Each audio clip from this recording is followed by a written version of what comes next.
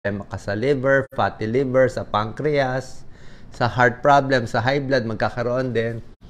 Bakit tumataas yung triglycerides, lalo na sa mga diabetic? Ayan, poor diet, kulang sa exercise, ayan, hindi controlled ang blood sugar. Mga diabetic, tumataas ang triglyceride. Overweight, kidney failure, namamana, thyroid problem. Yan.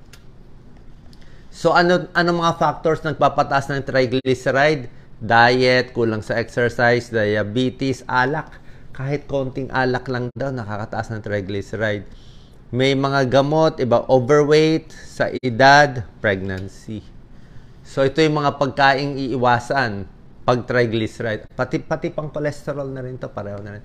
High sugar, maraming fast foods, high calories, saturated fat, at alcohol. Paano i-control ang triglyceride? Number 1, more exercise. Pag nag-exercise ka, bababa triglyceride mo. Malaki pa nga tulong ng exercise sa triglyceride kumpara sa cholesterol. Cholesterol, diet talaga, tsaka gamot. Itong triglyceride, makukuha to sa exercise. Ayan, Lose weight. Focus on fruits, vegetables, lean protein, low-fat dairy products. Choose better fats. Iwas sa meat, butter, cheese, trans fat, food, margarine.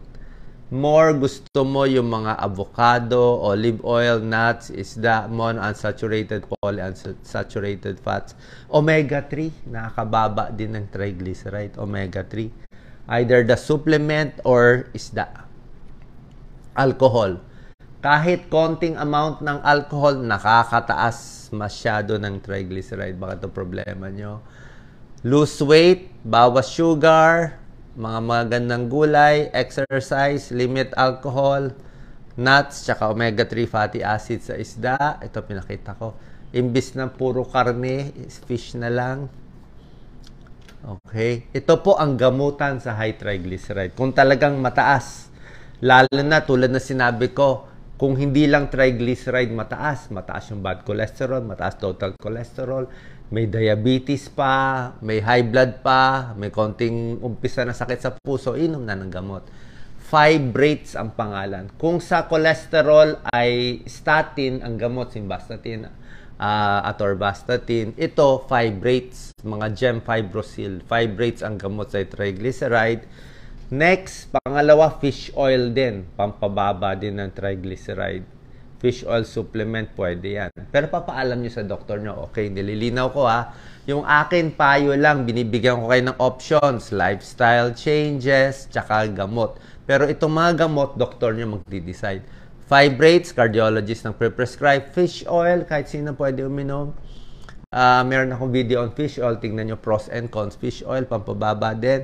Meron ding niacin, nicotinic acid. Okay? Lumang gamot to, pang cholesterol, triglyceride. Minsan may mga side effect yan sa tiyan Pero ito, depende pa rin to sa doktor nyo kung yan ay bibigay sa triglyceride. So, tatlong option, pwedeng combination. Okay? Gaano katalas sinecheck ang lipid profile, cholesterol, triglyceride? Siguro pag edad 40 o edad 30 years old, baka once every few years, kung normal naman, di na. Pero pag tumatanda, 40, 50, 60, every year, every 2 years, mas maganda. Actually, sa akin, blood test, every year, mas maganda. Kahit ultrasound ng tiyan, kung may budget, every year, every 2 years. Minsan kasi, like sa ultrasound sa tiyan, yung mga liver cancer, bigla-bigla Minsan, di mo na-check nitong taon. Doon pala lumabas nung taon na yun. Di na late tayo ng 2 years. So, minsan, every year, mas maganda para mahuli na maaga. Sana nakatulong tong video natin. Paano ibaba at ano ang problema sa mataas